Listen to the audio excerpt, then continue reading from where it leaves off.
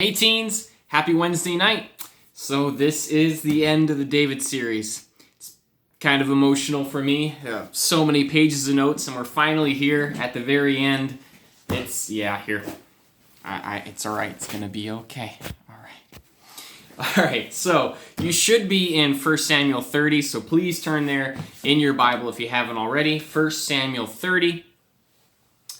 One announcement, just remember we do have that Zoom game night this coming Wednesday. So in a week's time, that'll be 7 o'clock. It'll be replacing our normal time of a challenge. And really looking forward to that. It's going to be interesting and hope you can attend. So let's go ahead and pray and then we'll get started. All right. Dear Heavenly Father, I do pray for the teens, especially during this time. It's so easy to let our priorities go all out of whack, and I pray for these teens especially that you would help them stay focused to keep what is most important, and remove distractions from them, especially during this time as we look into your word. But I pray to be profitable for them, that they would see its inherent value, that you would use this to work on their hearts if need be in some area of application in their lives right now. But Lord, we thank you that your word is just for us, right here, right now, for the 21st century and for these teens. In Jesus' name, amen. All right, so by way of review, last week we looked at the fact at Ziklag, burning in fire, smoldering, and it was really sad kind of to think and put ourselves in those shoes, and it was kind of a depressing lesson in that regard. But they didn't find any bodies, so that's a good thing. So most likely their loved ones have been captured. You can imagine people are in an emotional wreck. David immediately goes to God, and God answers him. God is not silent. So there we see the contrast between David and Saul. Saul, he has no relationship because he's harboring sin, therefore no communication. But David has that relationship. So there is communication. So David asks the question, hey, should I pursue after this group of people? And God's like, yeah, and you're going to get everything back. Everything. So that's huge. So they look at the tracks in the sand and they start heading out. Now remember, and this is really key here, David has no idea who exactly has taken captive the wives and the children. He doesn't know who they are. I mean, it's not like they leave a calling number. They just left destruction. He calls them the troop, which is really a generic way of saying a band of marauders. But God's going to have to give him some serious help to kind of figure out what to do next. And he does. So verse 11 of 1 Samuel 30, and they found an Egyptian in the field. Now, he was without a doubt laying on the ground, probably unconscious. And they brought him to David and gave him bread, and he did eat, and they made him drink water. And they gave him a piece of cake of figs and 2 clusters of raisins. And when he had eaten, his spirit came again to him. For he had eaten no bread, nor drunk any water 3 days and 3 nights. So they obviously saved his life. That's at the precipice of what a human body can handle. You hear of stories of people surviving fasting for days and weeks and all this stuff, but to go without water for an extended period of time is extremely dangerous. Water is obviously a necessity. So they save his life. What happens next? And David said unto him, to whom belongest thou?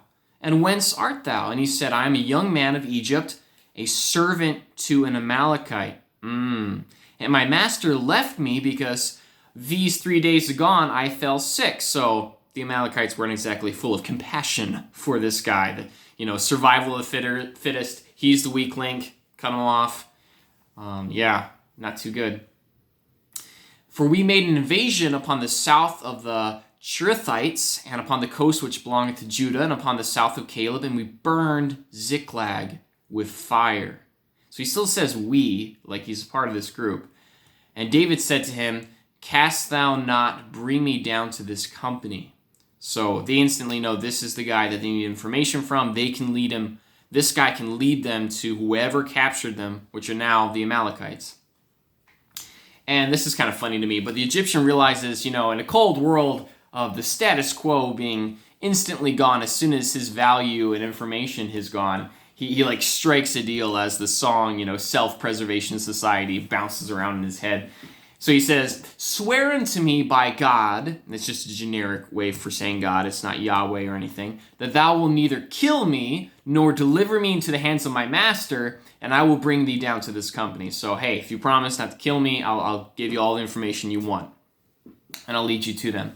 And when he had brought him down, behold, they were spread abroad upon all the earth, eating and drinking and dancing, because all the great spoil they had taken out of the land of the Philistines and out of the land of Judah. So they're everywhere. They're all spread about this huge area. They're in the middle of nowhere. They think they're safe. They're drinking up a storm. They're partying like there's no tomorrow. And the key thing is here, hey, there's no discipline. And they're inebriated. They're drunk. This is the prime time to do something. And David smote them from the twilight even into the evening of the next day. It's a long period of time. And there escaped not a man of them, save 400 young men, which rode upon camels and fled. Now, it's important to note that we don't know the exact number of the Amalekites here, but I think it's really interesting, and a lot of commentators go this route to say there at least were probably well over 1,000. Why would they say that? Because the author says, say 400 young men which rode upon the camels, like that's a small number, like only 400 got away, yada yada yada, on their V8 camels. But it gives the impression that there was a large group of people spread abroad, and the fact that just the battle went for so long, from twilight, like midnight, to the evening of the next day, hour after hour, they fought. But it's crazy. Verse 18, and David recovered all that the Amalekites had carried away, and David rescued his 2 wives. And in case you thought all meant, well, maybe most, or maybe it's just rounding up, listen to these next verses. This is the author trying to really stress a point. And there was nothing lacking to them, neither small nor great, neither sons nor daughters, neither spoil, nor anything that could be taken to them. David recovered all.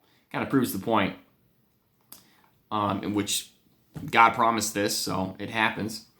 Now you can imagine just picturing this scene, just how emotional it was for the fathers to see their family that they have presumed to be dead, that they're trying not to have that hope maybe for some because they knew they're just going to be disappointed, maybe they thought.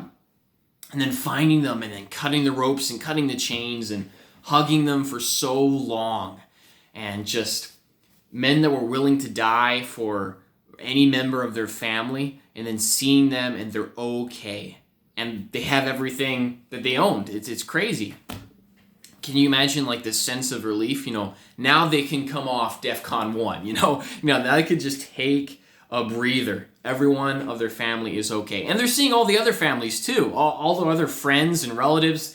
Everybody is okay. And they're seeing everyone that they know. And they're like, I don't think anybody's missing.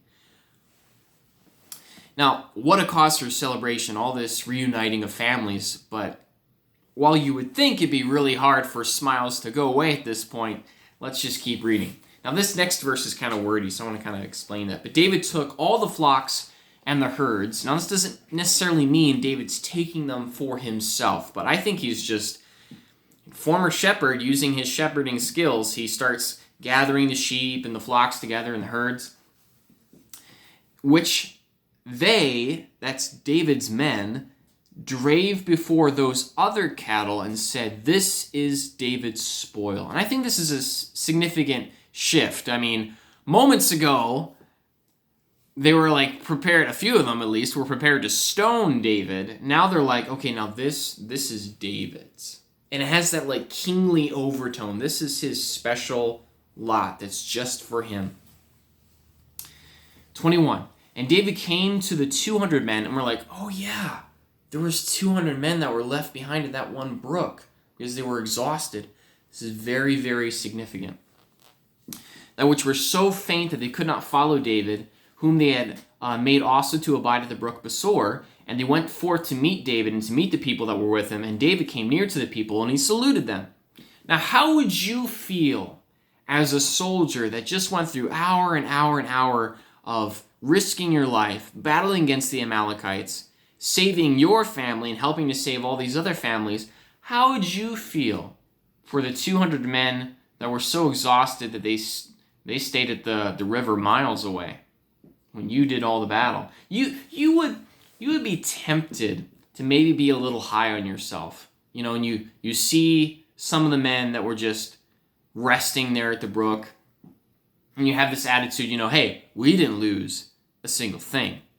I saved my family. Oh yeah, come to think of it, I saved your family. Yeah, look at all this loot that we got. Yeah, that we earned. And you get this temptation of rubbing it in their faces. And these are the types of moments that really show a person's character. Look at how David responds to some people that pipe and chime in at this point. Then answered all the wicked men and men of Belial, of those that went with David, and said, because they went not with us, we will not give them aught of the spoil that we have recovered, save every man his wife and children, that they may lead them away and depart. So they're not going to get all the spoils. Remember, the Amalekites had taken not just their stuff, they had also taken stuff from all this plunder from everywhere else. And they're like, well, you can have your wife and kids, and that's it. This is like selfishness and greed that's hidden behind making statements of justice. It's not right for them to have a share in what we earned, but it's really just greed. Then said David, you should not do so. My brethren, there's still a warmness here in the rebuke. Which the Lord hath given us, who hath preserved us and delivered the company that came against us into our hands. So there's three things there. The Lord's given us, preserved us, and delivered the company where no one's missing.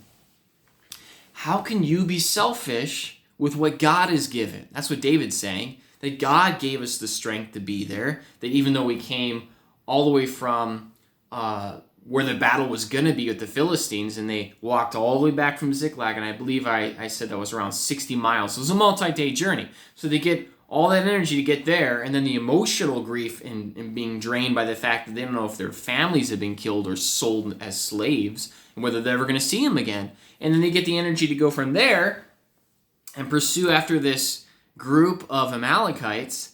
It's like, okay, yeah, 200 left behind at that one brook. Everybody had the right to be exhausted because everyone was physically and emotionally dead. They were just dead tired. So it's like, but God's giving them the energy. And the fact that they meet this Egyptian out in the middle of nowhere, conveniently, that leads to the downfall, which I think is so funny. It leads to the downfall of all the Amalekites, this one guy they left behind because they thought he was worthless. We've been hearing the term essential a lot these days. Essential work, essential job, whatever. But God's providence is so essential to this moment, and really, as we've seen throughout David's life. So God gave him the energy to fight even all those hours after that. This is God. This is a God thing. And how can you just start divvying out like you're God? Yeah. So David's not happy. For who will hearken unto you in this manner? I love that. It's just like saying, no one's going to listen to you. This idea is terrible, and no one's going to think this is right. But as his part is that goeth down to the battle, so shall his part be that tarrieth by the stuff. They shall part alike. So David's like, you're crazy. No one's going to listen to you. And it's not like it's not risking your life to stay behind, and it's okay because they're dead exhausted. They weren't going to be much of a help in the battle to begin with. And apparently it was like a common custom back then that, okay, they're going to get a share just like everyone else. So then, verse 25, and so it was from that day forward that he made a statute and an ordinance for Israel unto this day. So he'd probably taken what was a common understanding and made it into law. And again, this is more kingly vibes, that David's doing things that a king would do. Verse 26, and when David came to Ziklag, he immediately began this massive rebuilding project, at Ziklag, to take it back to its former glory and even beyond with all the resources that no, it's not what it says. But that's what you would think it would say. You would think David would go immediately back to Ziklag and rebuild with all these new resources that they just got, and it would just be this time of rebuilding David, and it's going to be his kingdom now. But that's not what happens. And this is such a testimony here. But look at what he does. And he sent the spoil, this is David's share, unto the elders of Judah, even to his friends, saying, Behold, a present for you of the spoil of the enemies of the Lord. And to them which were at Bethel, and he names all these different spots till we get to verse 31, and to them which were in Hebron, and to all the places where David himself and his men were wont to haunt. Now, it doesn't mean like Casper the Ghost, like they were ghosts haunting, but it means the places that they had walked around, all those other moments in caves where the people didn't snitch on them when he was running from Saul. For all those years, David is finally having the opportunity to show his gratitude and his thanks to them, so he sends them a gift. Isn't that awesome what David does?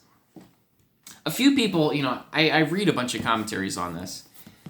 A few people try to cheapen, no pun intended, try to cheapen what David is doing here and try to make it more political, that what David is doing is really just like buying votes of people, and I don't like it at all. And the reason being is I feel like it goes against the flow of the text, showing that the contrast between David and Saul, the fact that he is God-focused, that he goes to God at Ziklag when it's burning in fire, that he's valiant, that he's heroic, that he stands up for the exhausted part of his army, and all these good things to end with, and he's only thinking in political terms of being selfish about his kingdom. It just doesn't seem to fit with the text.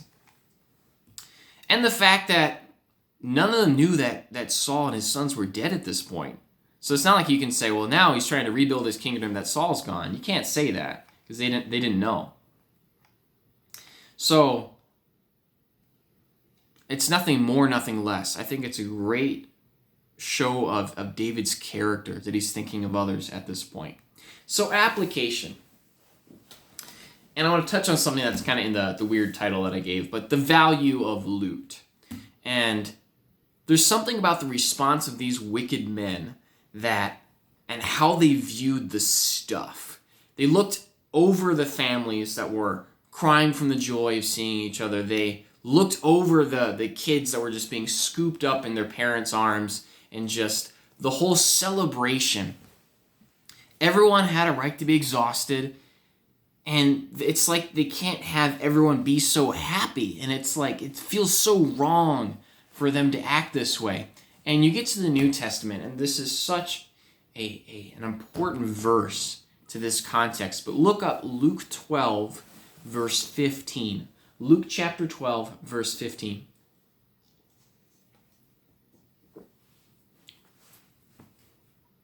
I will patiently give you a moment. Luke chapter 12, verse 15.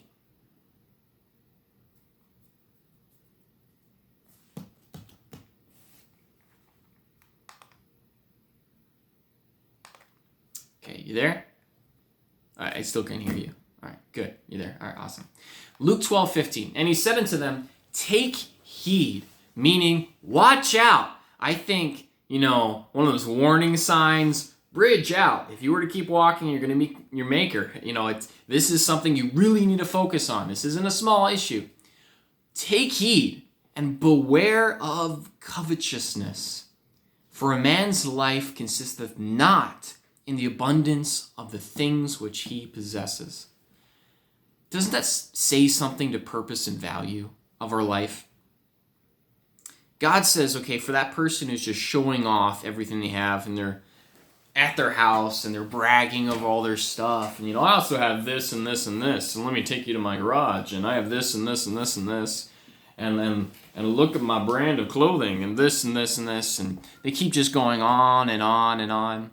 God says, you've missed out on what life truly is. It's not about the abundance of all this stuff. I really do encourage you to read Luke 12. There's so much in here that talks on this subject.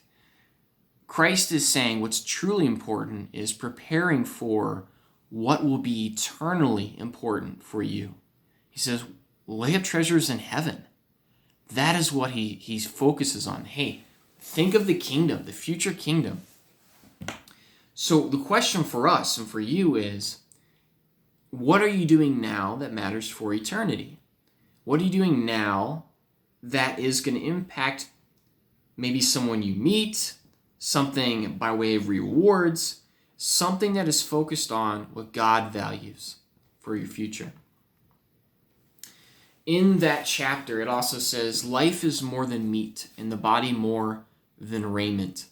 These men of Belial placed such a high value of the loot that it was more important than their friends, more important than the relationship they had with their king. So my question is there something, maybe, with this whole virus, everybody's shopping online, is there something on Amazon that you want that your parents are like, no, I'm sorry, no? And is that affecting your relationship with them, that you can't have that one thing, that one item that you want? Because this says it's more important for your relationships to be right than for you to have X, Y, and Z. Don't be ruled by what society says is important, because it's not what the Bible says is important. Be like David. His first thought here was to give. Now, I know giving is an uncomfortable topic, and a lot of people think, well, it's just when you're an adult that you can give.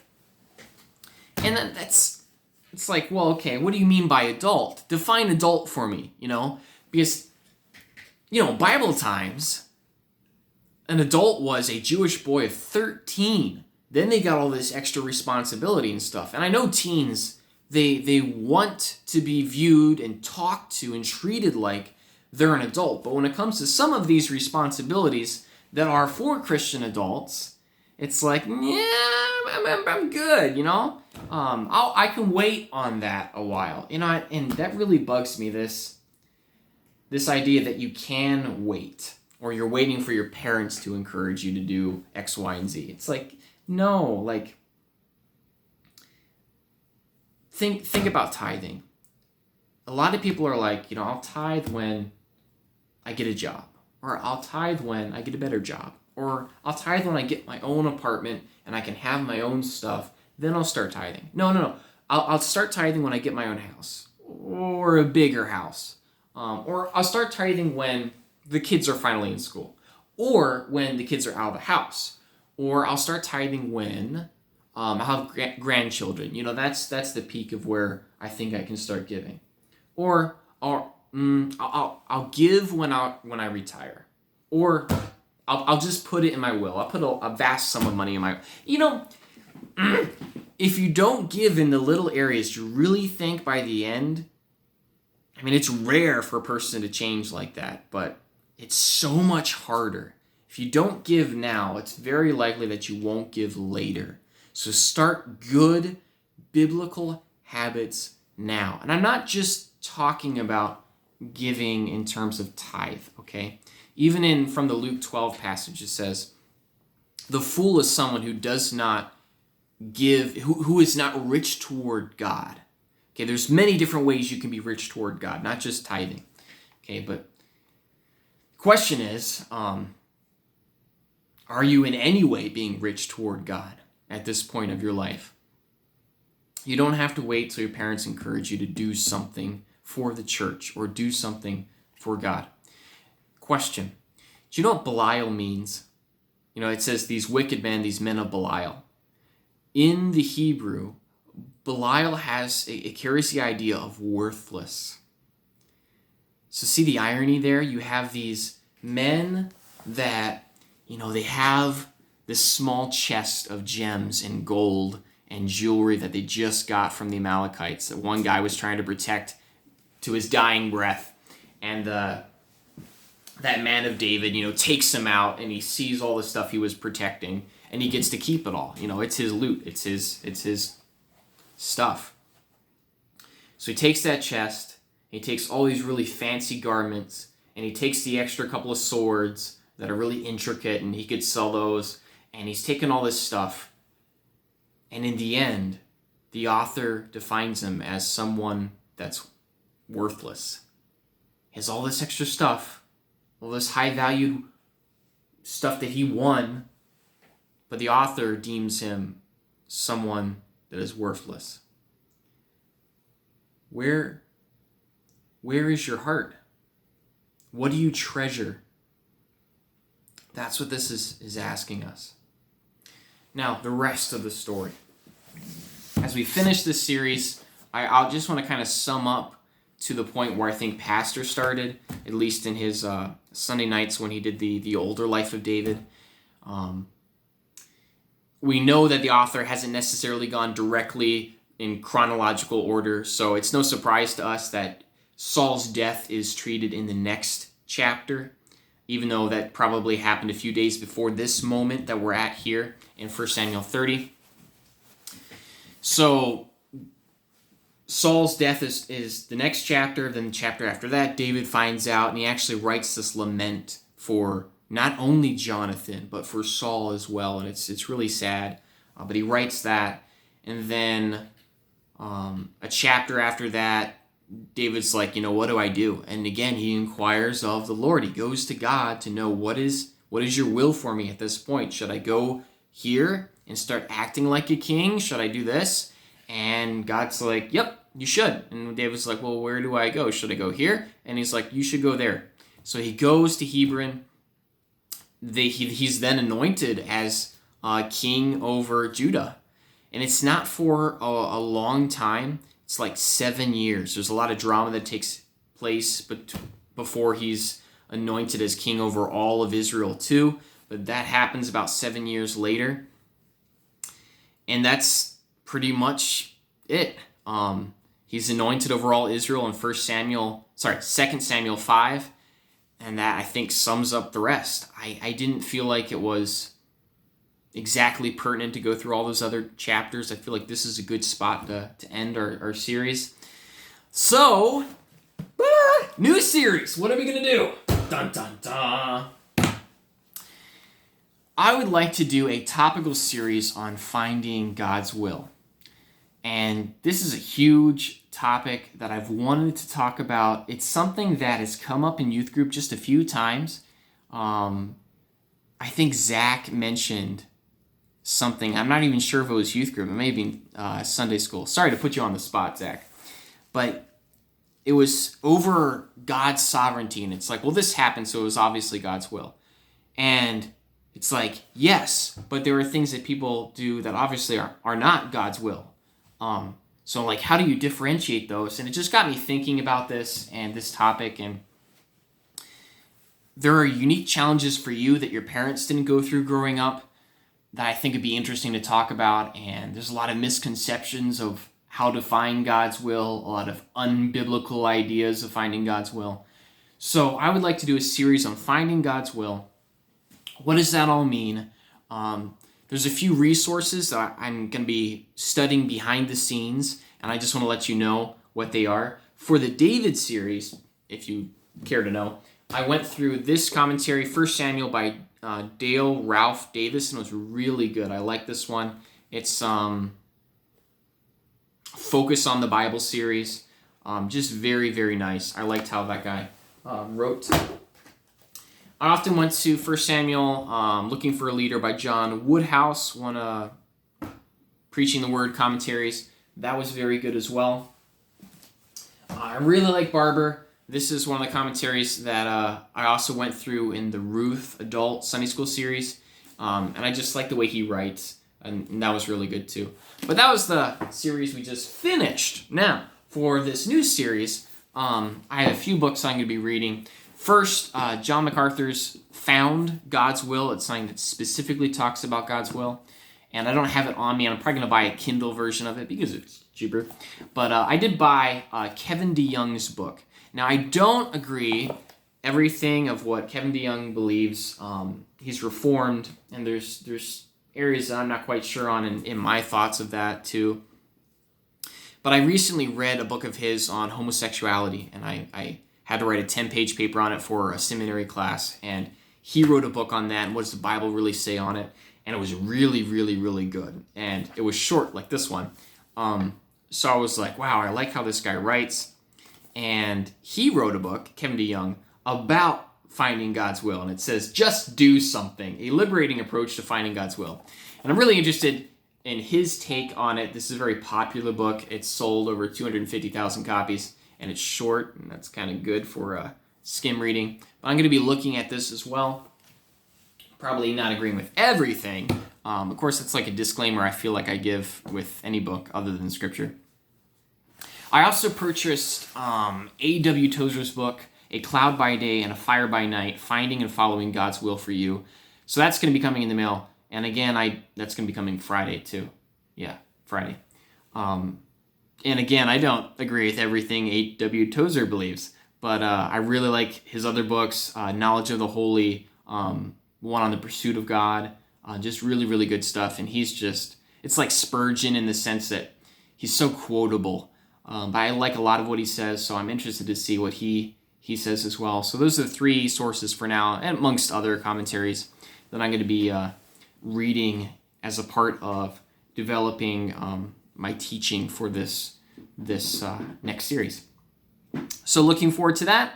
Don't forget, next week is the game night on Zoom. That'll be at 7 o'clock. I will send a link in the next few days, basically, that talks about basically what to follow in order to get onto Zoom. It's really easy. It's not hard. But looking very much forward to that. There will be prizes for the winners.